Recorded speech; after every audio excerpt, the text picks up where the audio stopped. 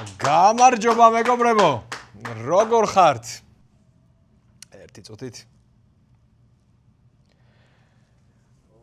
არის თუ არა ეს ბოდოგლიმტის მაისური, მეგობრებო? არის ეს ბოდოგლიმტის მაისური? ვინმე მხوار იფიქრა, რომ მე სიტყვას ვერ შევასრულებდი. ვისაც მოგწონთ კაცის სიტყვას რო ფასი აქვს, გამოიწერეთ არხი ვიდეო და ლაიქეთ, ზარისღილაკით ჩართეთ და დავიწყოთ. მადლობა ალექსანდრე ჯეიჯეი სუჯარი მოდის მეგობარს, რომელმაც გამოგვიგზავნა ეს მაისური. იდეაში გამოვიდა, რომ ალექსანდრემ გაათამაშა ეს მაისური, მე გამტარი ვარ უბრალოდ, მე ინფრასტრუქტურა ვარ რა. მე უბრალოდ ინფრასტრუქტურა. დაწერეთ კომენტარებში შემდეგში რა გავათამაშოთ ნისიაზე. ახლა პატარა თხოვნა მეგობრებო, დღეს ბავშვთა დაცვის საერთაშორისო დღეა, გილოცავთ და ყველა ბავშვს გისურვებთ ბედნიერ ბავშვობას. პირველად ამ არხის ისტორიაში მინდა გთხოვოთ დონაციები, მინდა შევაგროვოთ გარკვეული თანხა, ფიქრობ აი 10,000 ლარი, ჩვენი არხის ზომიდან გამომდინარე შესაძლებელია და დავეხმაროთ დიუშენის სინდრომის მქონე ბავშვებს. დონაციის ლინკი იქნება ვიდეოს აღწერაში, QR კოდიც გვაქვს, QR კოდითაც შესაძლებელია. პირველ შენატანს გააკეთებს მანჩესტერ იუნაიტედი. მოდი მანჩესტერის აქციებზე დაგროვილი მოგება გავაკეშოთ და შემოვიდეთ საერთო საქმეში. რა სიტყვი პატიკო? $500 აქციები გქონდა ბოლოს. მას შემდეგ რაც ვიყიდეთ ეს აქციები, მანჩესტერის აქციების ფასი 42%-ით გაძვირდა. შესაბამისად, მოგება შეადგენს ჩვენს ინვესტიციაზე $211. 600 ლარამდე დაახლოებით. ეს მოგება მოდი ავიღოთ და წავიღოთ ჩვენს ფონდში. ეს იყოს პირველი შენატანი მანჩესტერ იუნაიტედისგან. წითელ ეშმაკებს რო კაი საქმეებს ვაკეთებინებ. წითელი ეშმაკები რო ქველმოქმედებაში ჩავრთე, მაგარი არ არის? კიდე მაქვს ერთი თხოვნა. თუ ვინმეს გაქვთ რამე საინტერესო ნივთი სპორტთან დაკავშირებული, მაისური, დროშა, კაშნე, ბურთი, ნებისმიერი რამ, ოღონდ რაღაცით გამორჩეული, რომელსაც მეტნაკლებად მარტივად შეელევით, გამომიგზავნეთ, აუქციონზე გავყიდი ყველაფერს და ფული გადაერიცხებათ ბავშვებს. ესეთი იდეა მაქვს. კიდე მაქვს რაღაც იდეები, მაგრამ მაგას ნელ-ნელა გეტყვით, ეტაპობრივად. დღეისთვის ეს იყოს, ეს ორი იდეა. ახლა ჩემპიონთა ლიგა. მივლოცოთ ხვიჩას ZDZ მეორე ჩემპიონთა ლიგა. გუშინ ვფიქრობდი, როგორ შემეფასებინა ხვიჩას სეზონი. ეპითეტს ვეძებდი. რამე ისეთი მინდოდა მომეფიქრებინა, აი განსაკუთრებული სცენარისტი რო ხარ, მაინც მეტს გთხოვენ. და შენგან მეტი უნდათ და შესანიშნავს და ბრწყინვალეს ხო ყველა მოიფიქრებდა. ხო და ვფიქრობ ახლა აი რამე ისეთი რა ვთქვა. რო აღუწერო ხვიჩას სეზონი. შუა ფიქრში ვიყავი, როცა UEFA-მ დაპოსტა ჩემპიონთა ლიგის სეზონის საუკეთესო ფეხბურთელად ხვიჩა დავასახელეთო. რაღა უნდა მომეფიქრებინა. ამაზე მეტი რა უნდა თქვა? ჩემპიონთა ლიგის საუკეთესო ფეხბურთელი. ოფიციალურად, საბუთით, ბეჭდით ასლიგნებავთ? კი ბატონო. ანუ ყველანაირად დამტკიცებული, აი წერია შავით თეთრზე, რომ მეტი უკეთესი ეპითეტი რა უნდა მოვიფიქრო ეხლა ჩემპიონთა ლიგის საუკეთესო ფეხბურთელი. მეტი რა უნდა შესანიშნავი? როცა ქართულ ფეხბურთზე ვსაუბრობთ, ხშირად გვიწევს ხოლმე რაღაცების დაკონკრეტება. უდიდესი მიღწევა დამოუკიდებელი საქართველოს ფეხბურთის ისტორიაში, საუკეთესო ფეხბურთელი დამოუკიდებლობის შემდეგ, საუკეთესო გოლი დამოუკიდებლობის შემდეგ, საუკეთესო თვალის ჩაკვრა დამოუკიდებლობის შემდეგ. მადლობა ხვიჩას, რომ ეს ბუღალტერია მოგვაშორა და გახდა საუკეთესო ქართველი ფეხბურთელი, აღარ გვჭირდება არაფრის დაკონკრეტება. გინდ დამოუკიდებლობამდე იყოს, გინდ დამოუკიდებლობის შემდეგ, არანაირი აზრი არა. კვარა არის საქართველოს ისტორიაში საუკეთესო ფეხბურთელი. სუიტანჯებოდი ხოლმე, რომ აი დამოუკიდებლობამდე ის მერე, არა. დავისვენეთ. ხვიჩა ხვალ რომ ბეისბოლში გადავიდეს და აღარაფერი გააკეთოს ფეხბურთში, ამ ასაკშიც უკვე არის ყველა დროის საუკეთესო ქართველი ფეხბურთელი. ყველა მიღწევას არ ჩამოვთვლი, მოდი 3 ვთქვათ. სერია A-ს საუკეთესო ფეხბურთელი, ჩემპიონთა ლიგის საუკეთესო ახალგაზრდა ფეხბურთელი, ჩემპიონთა ლიგის საუკეთესო ფეხბურთელი. ეს 3 უკვე საკმარისია საქართველოს ყველა დროის საუკეთესოობისთვის კი არა. დედამიწაზე სახელმწიფოების 99%-ში ყველა დროის საუკეთესო ფეხბურთელი უკვე ხარ ამ მიღწევებით. ჩემპიონთა ლიგის საუკეთესო მოთამაშე შედარებით ახალი პრიზია 2022 წლიდან გასცემს UEFA, მაგრამ ძალიან მალე მოიპოვა პოპულარობა. მარტივი მიზეზის გამო ჩემპიონთა ლიგა პლანეტის საუკეთესო საკლუბო ტურნირია, უდავოდ ერთმნიშვნელოვნად, ამიტომ ამ ტურნირის საუკეთესო მოთამაშე რო ხდები, ამაზე მნიშვნელოვანი ინდივიდუალური ჯილდო რაღა გინდა? ოქროს ბურთი. თუ დიდი სანაკრებო ტურნირის წელი არაა, ჩემპიონთა ლიგის MVP და ოქროს ბურთი ფაქტობრივად ერთი და იგივეა. ხვიჩამდე სულ 4ჯერ დასახელდა ჩემპიონთა ლიგის საუკეთესო მოთამაშე და უკვე 2ჯერ მოხდა ისე, რომ ჩემპიონთა ლიგის MVP და ოქროს ბურთის მფლობელი ერთი და იგივე მოთამაშე გახდა. როგორი ტენდენცია იკვეთება, იცით, მეგობრებო? ვენეციაში ფილმი ოქროს ლომს რომ მოიგებს და უკვე ოსკარის სუნსაც რო ოსკარი აქვეა. აი ეგრე დაალაგდა ჩემპიონთა ლიგის MVP და ოქროს ბურთი. დიდი სანაკრებო ტურნირის წელი თუ არ არის, რომ ეგ არის. მოკლედ ყველაფერი იქნება თავის დროზე, დარწმუნებული. ტრანსფერ მარკეტმა ხვიჩას ფასი განაახლა. 50 მილიონით გააძვირა და ახლა ხვიჩას ღირებულება 140 მილიონ ევროს შეადგენს. ახლა ჩამოგითვლით ფეხბურთელებს და თუ მიხვდებით რა ლოგიკით დავაჯგუფე ეს ფეხბურთელები.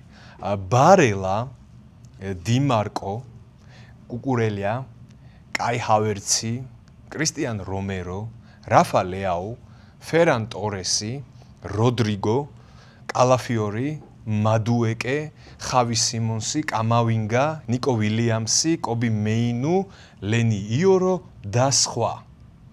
დააპაუზეთ ვიდეო, იფიქრეთ და თუ ვერ გამოიცნობთ, განაახლეთ ვიდეოს ყურება, მე გეტყვით სწორ პასუხს. ყველა ჩამოთვლილი ფეხბურთელი ტრანსფერ მარკეტის აზრით ღირს 50 მილიონი. რამდენითაც გაძვირდა ხვიჩა, მაგდენი ღირს ყველა ჩამოთვლილი. ხვიჩა 90 მილიონი ღირდა და მის ღირებულებას ერთი ფერან ტორესი დაემატა. ერთი კამავინგათი გაძვირდა ტიპი. გახსოვთ ადრე რამდენს კამათობდნენ საფეხბურთო წრეებში, კვარა თუ ლეაუ. თან უბრალო ხალხი კი არა, ექსპერტები, ყოფილი მწვრთნელები, ისეთი ლეგენდა ხალხი, იტალიურ არხებზე რო შეიკრიბებოდნენ და მსჯელობდნენ, რომ მე კვარა, არა მე ლეაუ. ხო იყო ეგრე? ერთი ლეაუთი გაძვირდა კვარა. თითქმის 2ჯერ ძვირი იყო ისედაც და ერთი ლეაუ დაემატა. სხვათა შორის ამ არხზე მოიძიეთ ვიდეო კვარა versus ლეაუ, მაშინ გამოეხმაურე მაგდავას ვინ უფრო მაგარი იყო და გადაწყვიტეთ მე უფრო კარგად მესმის ფეხბურთი თუ კაპელოებს და ვიღაცებს. არის ვიდეო, ნახეთ, შეაფასეთ. რაც ხვიჩას თავს ხდება არის სიგიჟე და ძალიან მიხარია რომ დიდხანს გაგრძელდება ეს ყველაფერი, იმიტომ რომ ახალგაზრდაა და ბევრი მაგარი წელი გველოდება წინ. ჩემი აზრით, ხვიჩას ყველაზე დიდი მიღწევა. იცით რა არის? ეს არის უფრო ძვირფასი ვიდრე სერიას საუკეთესო ფეხბურთელობა. უფრო ძვირფასი ვიდრე ჩემპიონთა ლიგის MVP, ოქროს ბურთის მოგებაც არ იქნება ამაზე დიდი მიღწევა. ჩემი აზრით ყველაზე დიდი მიღწევა არის ხვიჩას კარიერაში ის, რომ ადრე საქართველოს ნაკრების მსოფლიოს ჩემპიონატზე ვერ გასვლა, მხოლოდ ქართველებს გვწყინდა. ახლა 10 მილიონ ადამიანს მსოფლიოში მარტო მე კი აღარ მწყინს უკვე რომ ვერ გავიდეთ მსოფლიოზე. მილიონობით კაცი ჩხუბობს რომ ყვარა რატო არ არის მსოფლიოში. ამაზე დიდი მიღწევა მეტი რა გინდა რა.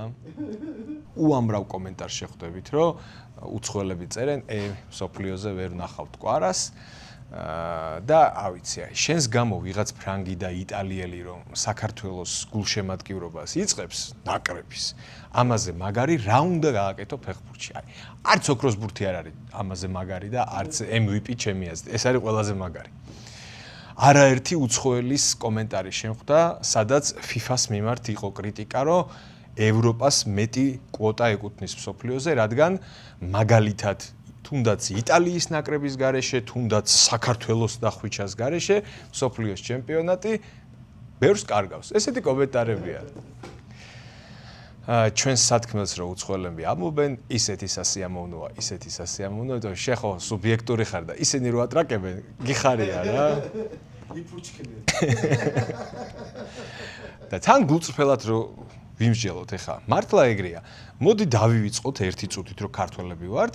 და წარმოვიდგინოთ რომ აი ვართ გერმანელი ფეხბურთის გიჟი ლუდებით გავავსეთ მაცივარი შვებულება ავიღეთ სამსახურიდან რომ ერთი თვე ფეხბურთს უყუროთ აკეთებენ ეგრე თითქმის ყველა თამაშის ყურებას აპირებ ახლა იმ გერმანელს მამარდა კვარა ჟორჟის ნახვა უფრო უნდა თუ ეკვადორი კურასაო იორდანია ალჟირი კაბო-ვერდე ერაყი კონგო უზბეკეთი რომელი ურჩევნია ობიექტურად ბაზარი არა მე ძალიან მაინტერესებს ეგზოტიკური მატჩები ყველას გვიყვარს მსოფლიოზე ეგზოტიკური მატჩები ეგ არის მსოფლიო ჩემპიონატის მუღამი მაგრამ პირველ რიგში მსოფლიოზე გინდა იხილო ყველა ტოპ ვარსკვლავი ამის მერე გაინტერესებს კართაგენი ბაბილონი როგორ დამთავრდა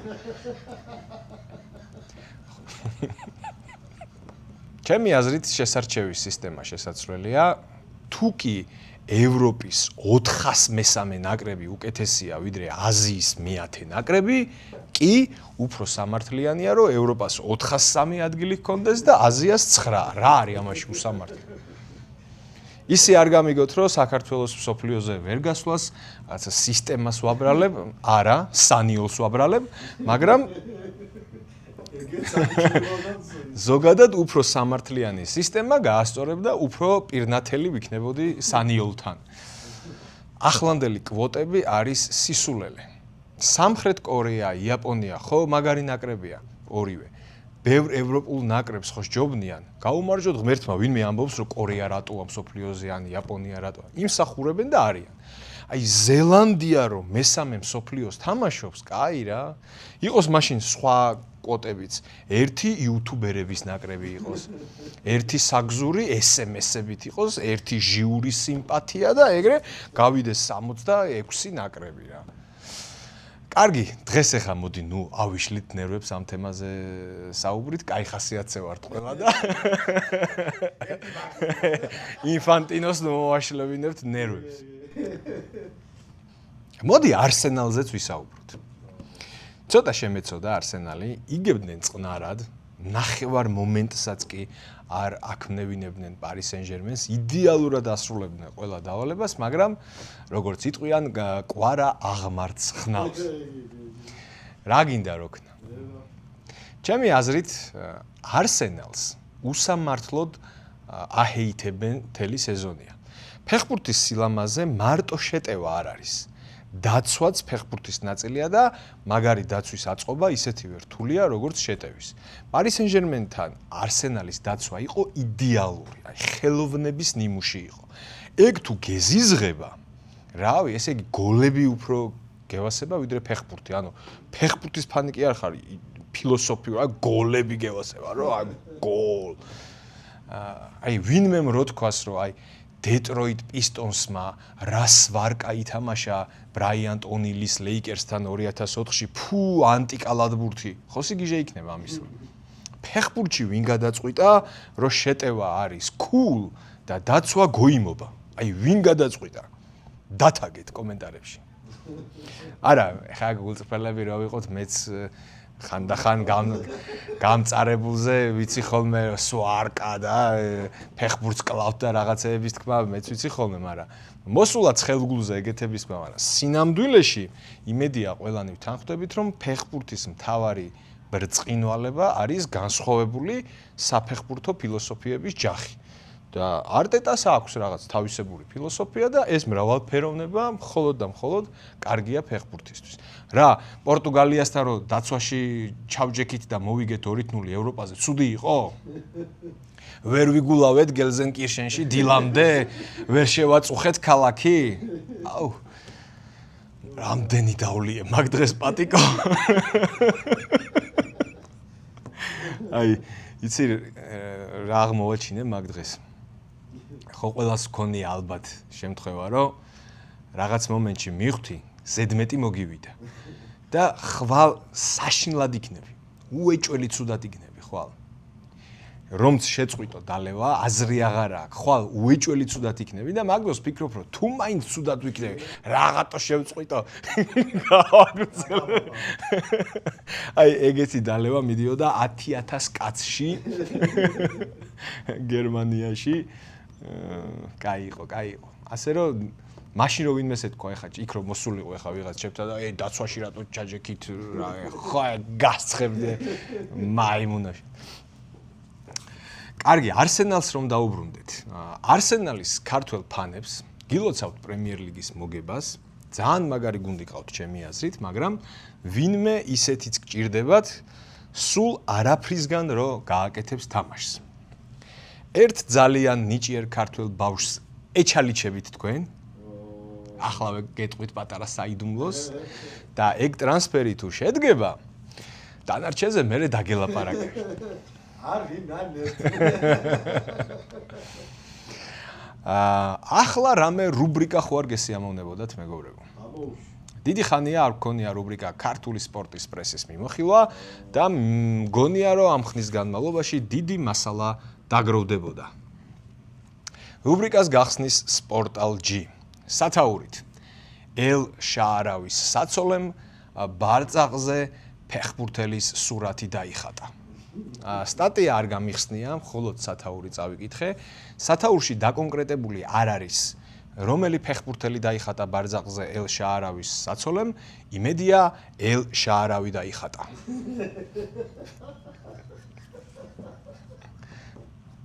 დავინტერესდი ელ შაარავის კარიერა რამდენად აქტიურად შუქდება ზოგადად ქართულ პრესაში, რომ საცოლის ბარწაღამდე მივედით, ანუ მანამდე რა გზა გავიარეთ, დავინტერესდი.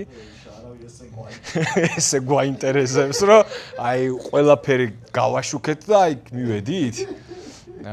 უკანასკნელი სტატია დაწერილია 2023 წლის ივლისში. ელ შაარავიმ რომასთან კონტრაქტი გაახანგრძლივა. ამის შემდეგ 3 წელი ტიპზე სტატია არ დაწერილა. 3. თუ ხართ ვინმე ისეთი, ვინც ბოლოს 3 წლის განმავლობაში მხოლოდ ამ საიტიდან იღებთ ინფორმაციას, თქვენ მაქსიმუმ 2 რამ იცით ელ შაარავის შესახებ. რომასთან კონტრაქტი გაახანგრძლივა, საცოლემ ბარწაღზე დაიხატა. ეს 2 მარტო ეს იცით. მიმდინარე სეზონში ელ შაარავიმ სერია A-ში გაიტანა 1 გოლი და შეასრულა 2 საგოლე გადაცემა. როგორც ჩანს, იმ გოგოს ძალიან უყვარს, თორემ ასეთი სტატისტიკით ვინ დაგიხატავს ბარწაღზე? ჩემი მაქსიმუმ დედა. მე თუ კითხა დედას ბომბარდირი 1 გოლი ცოტაა სერიაში. თორე რა ვიღა გოგომ რატო უნდა დაგიხატოს ამ სტატისტიკით. შემდეგი სტატია. იტაბლო G, იწერება ეტაბლო G. ესეთი სათაური გვაქვს. უჯარიმოდ და ქართველები მედლებს აგროვებენ.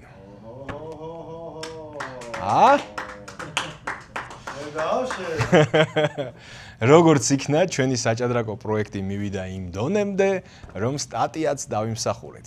უამრავ ჟურნალისტს ვიცნობ და ერთისთვისაც კი არ მithქვამს, რატო არ გვაშუქებთ მაგიზე დავადირეთქო. მაინტერესებდა თავისით თუ აღმოაჩენდა ვინმე რომ უკვე ძალიან სერიოზულ ტურნირებზე დავდივართ და სერიოზული მიღწევებით ჩამოვდივართ. აი მართლა მაინტერესებდა რომ ეხლა მე რომ მეთქვა რომ ხალხო მოგვაქციეთ ყურადღება 10 სტატია დაიწერებოდა, მაგრამ მართლა მაინტერესებდა პირველი ვინ იქნებოდა, ვინც შეამჩნევდა რომ მე და მსოფლიოს ვიცე-ჩემპიონი ერთ ტურნირზე ვთამაშობ. უბრალოდ მაინტერესებდა.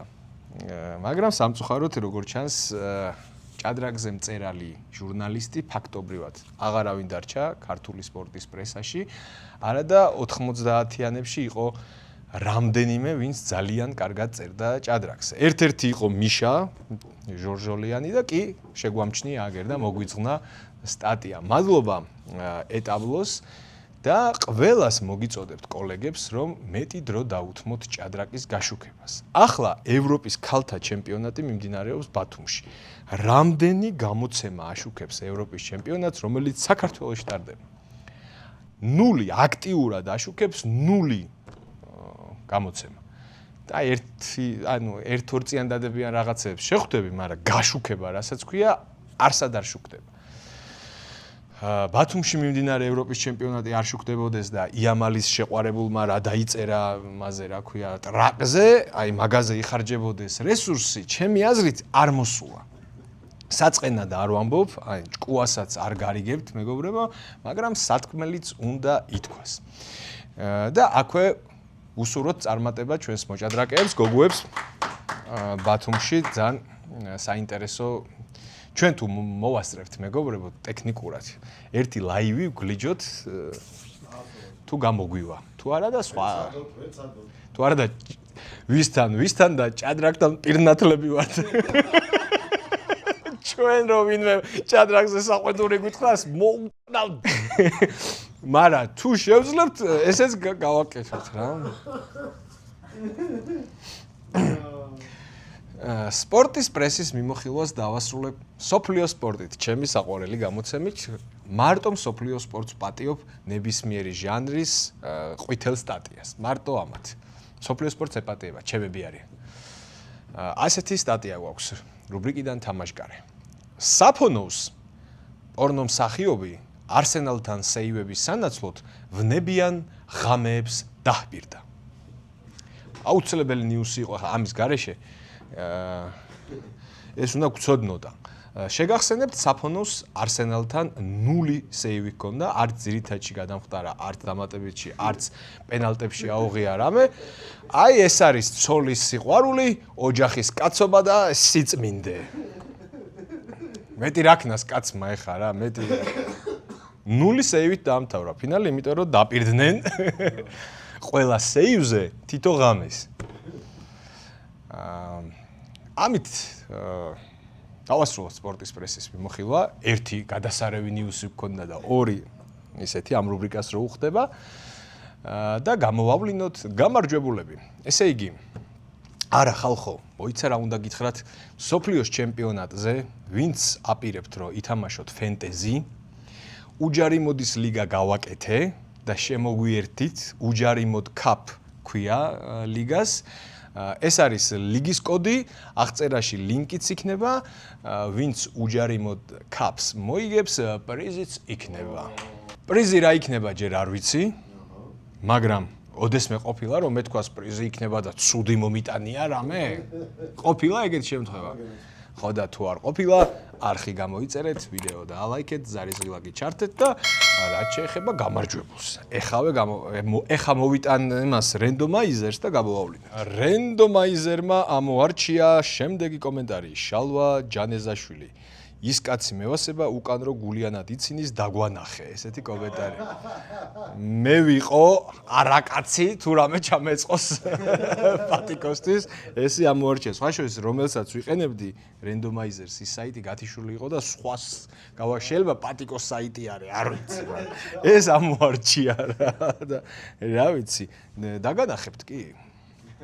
ვლოგებში დაგანახებთ. კარგად ხალხო.